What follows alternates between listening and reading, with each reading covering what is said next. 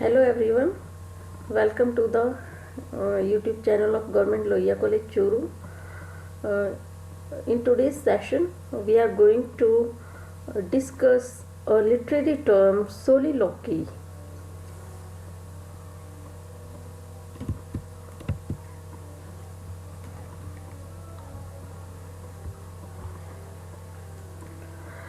Soliloquy is the act of talking to oneself, whether silently or aloud. सोलिलोकी का मतलब होता है कि अपने आप से बात करना, साइलेंटली या फिर जोर से. In drama, it denotes the convention by which a character alone on stage utters his or her thoughts aloud. Drama के अंदर जो सोलिलोकी है उसमें कैरेक्टर क्या करता है, अकेले स्टेज के ऊपर अपने थॉट्स को जोर से बोलता है. जोर से मतलब अपने थॉट्स को बोल करके अपने जो मोटिव्स हैं, अपना जो एटीट्यूड है माइंड का, वो शो करता है. Play rights have used this device as a convenient way to convey informations about a character's motives and state of mind, or for purposes of exposition, and sometimes in order to guide the judgments responses of the audience. Dramatist playwrights जो हैं उन्होंने इस device को use किया. कोई भी जो device है, लिटरेरी डिवाइस है, वो किसी मोटिव के लिए ही, किसी उद्देश्य को पूर्ण करने के लिए ही यूज़ की जाती हैं. तो ड्रामेटिस्ट ने इसे सोलिलोकी को यूज़ क्यों किया? उन्होंने कैरेक्टर्स के मोटिव को, उसके स्टेट ऑफ माइंड को, उसके पर्पसेस को एक्सपोज करने के लिए इस डिवाइस का यूज़ किया. ज़्यादातर ये जो डिवाइस है, लिटरेरी टर्म है सोलिलोकी, ये यूज़ की गई एलिजाबेथन एज के अंदर. एलिजाबेथन एज में जैसे क्रिस्टोफर मार्लो है, शेक्सपियर है, इन्होंने इसका काफ़ी यूज़ किया. आपने फिल्मों में भी देखा होगा कि काफ़ी बार जो कैरेक्टर है वो उसे दिखाया जाता है अकेले के अंदर, उसकी जो परछाई है वो सामने रहती है और वो जोर जोर से अपने आप से ही क्वेश्चंस पूछता है और अपने क्वेश्चंस का आंसर देता है, मतलब अपने आप से ही बात करता है. तो वही क्या है, सोलिलोकी है एक्चुअल में. Christopher Marlowe's doctor Faustus opens with a long expository soliloquy. इसका सबसे बेस्ट जो एग्जाम्पल है वो क्रिस्टोफर मार्लो, जो कि एक बहुत फेमस ड्रामेटिस्ट हैं, प्ले राइट हैं, एलिजाबेथन पीरियड के, एलिजाबेथन एज के, एज ऑफ शेक्सपियर के.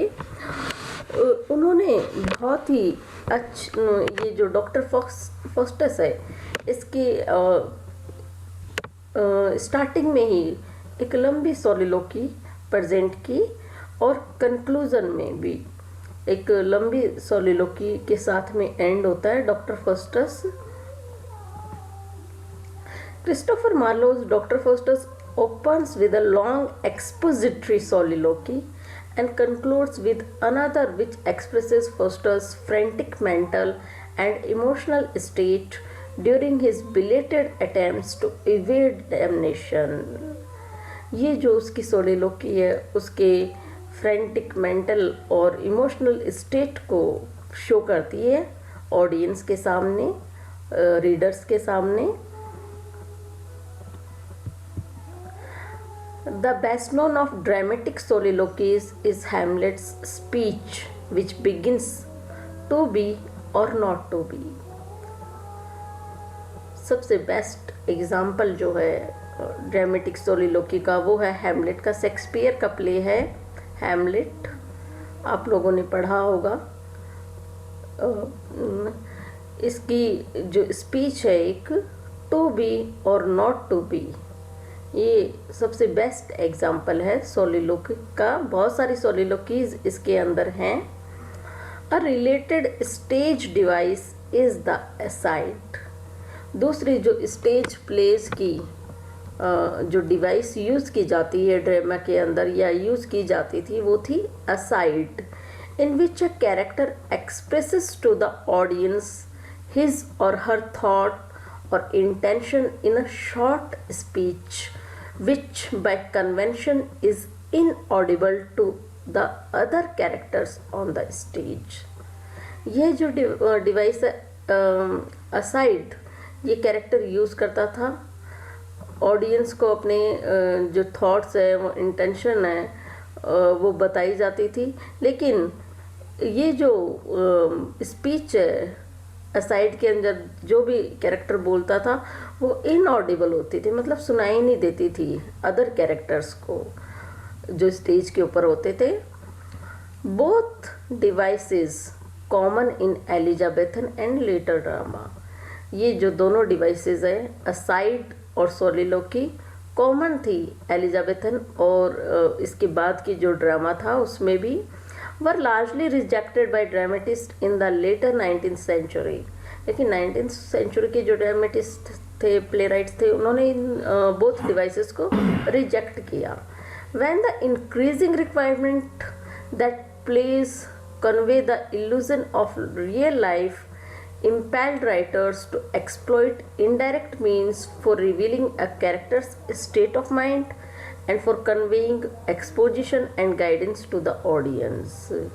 लेकिन जब इसकी नीड हुई, रिक्वायरमेंट हुआ कि कैसे जो राइटर्स हैं इनडायरेक्टली एक कैरेक्टर की स्टेट ऑफ माइंड को शो करें उसकी और गाइडेंस दें ऑडियंस को आगे के प्ले के बारे में, वो उनको गाइड करें, तो सबसे बेस्ट जो डिवाइस उन्हें नज़र आई वो थी सोलिलोकी और aside.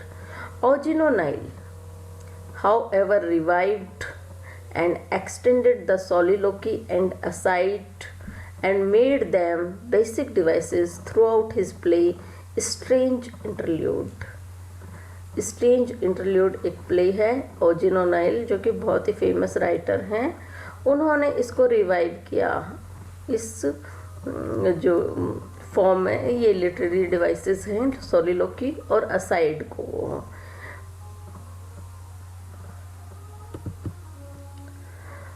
Soliloquy, a lengthy speech given to oneself when alone। Picture में देखिए आप सोलिलोकी क्या है, एक लेंथी स्पीच है जो कि खुद जो कैरेक्टर है अपने आप से ही बोलता है, बाकी कोई भी नहीं होता है, ऑडियंस कोई नहीं होती है स्टेज पे।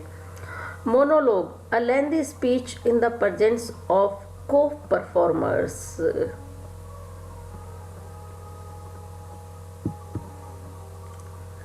To be or not to be, that is the question। This speech from Hamlet is arguably the most popular example of a soliloquy।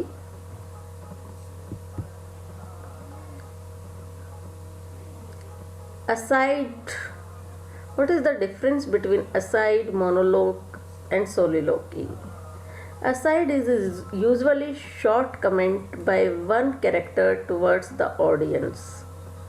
The other characters on stage do not hear the comment, but the audience does। A speech where one character addresses, monologue क्या होता है? A speech where one character addresses other characters, the other characters are aware and hear the speech।